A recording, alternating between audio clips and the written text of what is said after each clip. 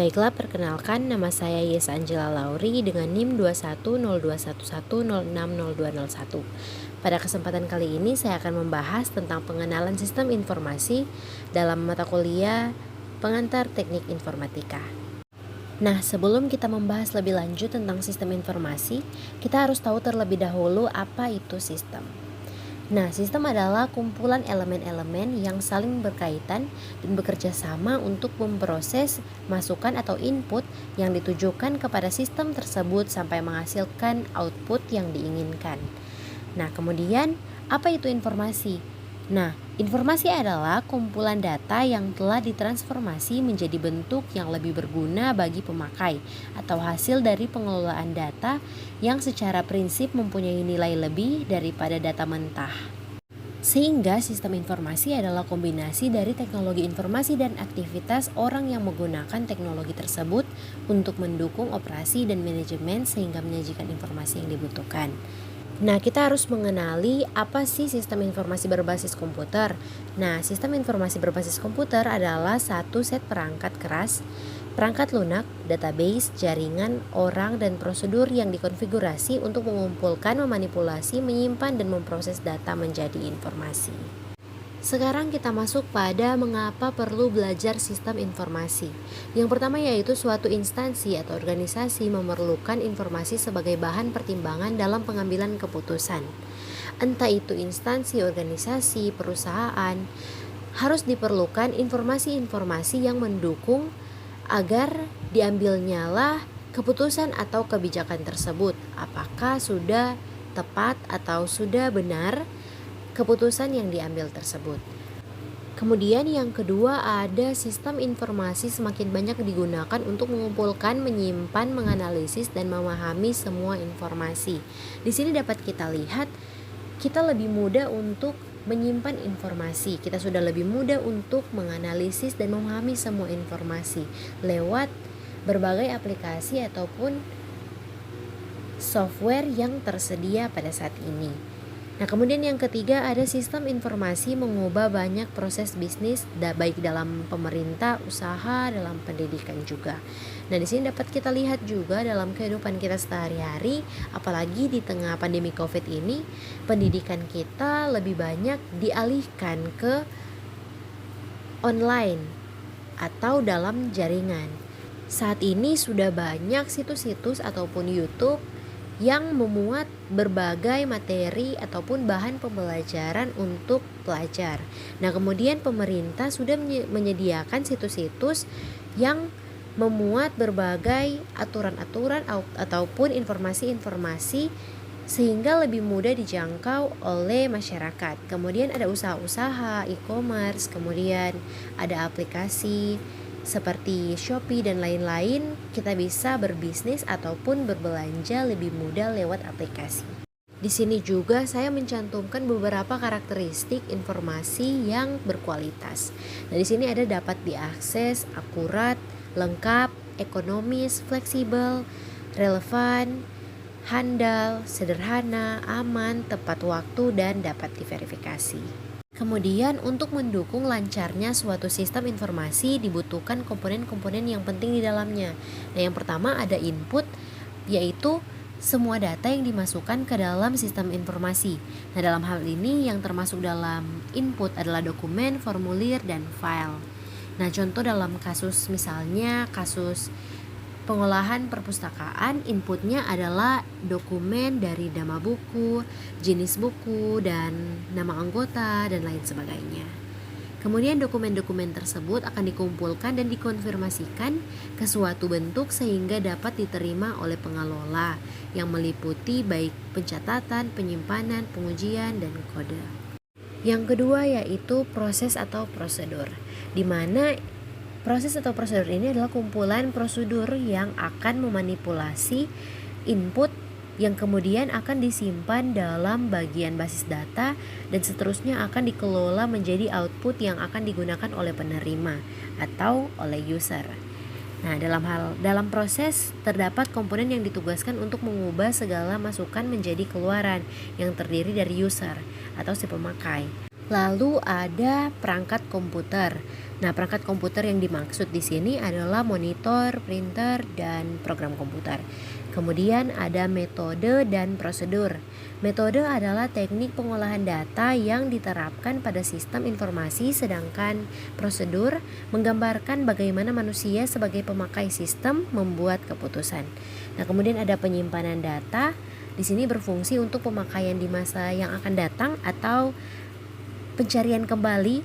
Dalam hal ini media penyimpanan data yang bermacam-macam seperti dokumen, hard disk, dan lain-lain. Nah, kemudian ada komponen output, di mana semua keluaran atau hasil dari model yang sudah diolah menjadi suatu informasi yang berguna dan dapat digunakan oleh penerima atau user. Nah, dalam kasus misalnya pengolahan perpustakaan, outputnya berupa informasi dokumen dalam bentuk PDF, informasi dari nama-nama ataupun nama buku dan lain-lain. Nah, kemudian ada komponen teknologi, di mana bagian yang berfungsi untuk memasukkan input dan menghasilkan output. Ada 3 bagian dalam komponen teknologi, yaitu perangkat lunak, perangkat keras, dan perangkat manusia. Kemudian ada komponen basis data. Nah, kumpulan data-data yang saling berhubungan satu sama lain yang disimpan dalam perangkat keras komputer dan akan diolah menggunakan perangkat lunak. Nah, kemudian yang berikutnya ada kendali atau kontrol, di mana ini adalah tindakan yang diambil untuk menjaga sistem informasi tersebut agar dapat berjalan dengan baik dan tidak terjadi kesalahan ataupun error. Berikutnya kita masuk pada konsep teknologi informasi. Di dalamnya ada perangkat keras atau hardware, terdiri dari peralatan komputer yang digunakan untuk melakukan kegiatan masukan, pemrosesan, penyimpanan, dan keluaran. Nah, saat ini sedang tren dalam industri komputer yaitu memproduksi perangkat keras yang lebih kecil, lebih cepat, dan lebih banyak perangkat bergerak seperti telepon pintar atau handphone, laptop, komputer, tablet. Nah, kemudian ada perangkat lunak atau software. Nah, perangkat lunak terdiri dari program komputer yang mengatur penginspirasian perangkat komputer tertentu, baik itu komputer, desktop, laptop, tablet, ponsel pintar atau handphone, kemudian perangkat lainnya. Perangkat lunak terbagi menjadi 2, yaitu perangkat lunak sistem dan perangkat lunak aplikasi. Perangkat lunak sistem yaitu ada Windows, kemudian ada macOS dan lain-lain. Kemudian untuk perangkat lunak aplikasi ada Python, ada Photoshop, ada Microsoft Office, ada Word, ada Excel dan lain-lain. Kemudian ada basis data, yaitu kumpulan fakta dan informasi yang terorganisir, biasanya terdiri dari 2 atau lebih file data terkait. Nah, basis data organisasi dapat berisi fakta dan informasi tentang pelanggan, karyawan, inventaris, penjualan, pembelian online, dan masih banyak lagi. Di dalam basis data ada data warehouse. Nah, yaitu data yang menyimpan data historis dalam jumlah besar dalam bentuk yang siap mendukung analisis dan pengambilan keputusan manajemen. Nah, data ada sifatnya historis dan operasional. Kalau sifat historis yaitu data lama, di mana bisa dibilang yaitu data yang sudah lengkap. Contohnya mahasiswa yang sudah lulus, datanya yang pastinya sudah lengkap, maka dapat dimasukkan dalam data warehouse. Dan untuk mahasiswa yang masih aktif, itu adalah data operasional. Dan itu masih banyak dilakukan modifikasi, penambahan, dan perubahan.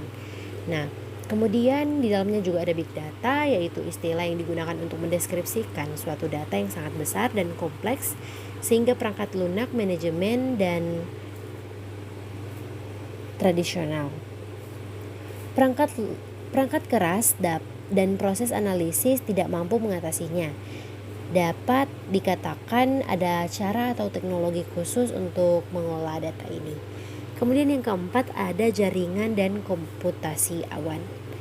Nah, untuk Jaringan dan komputasi awan, ada konsep jaringan digunakan untuk menghubungkan berbagai macam perangkat yang ada dalam penerapan sistem informasi untuk melakukan proses pertukaran data. Kemudian ada internet. Nah, ketika suatu jaringan sudah terhubung dari satu dengan yang lain, semakin luas, semakin lebar, kemudian semuanya terhubung. Nah, inilah yang disebut dengan internet, yaitu menghubungkan semua jaringan dari berbagai tempat, negara, benua, dan seterusnya. Kemudian ada cloud computing atau komputasi awan. Kita dapat menggunakan berbagai macam sumber daya yang ada dalam internet untuk melakukan suatu komputasi. Contohnya kita dapat menyimpan data dalam G Drive dan lain-lain.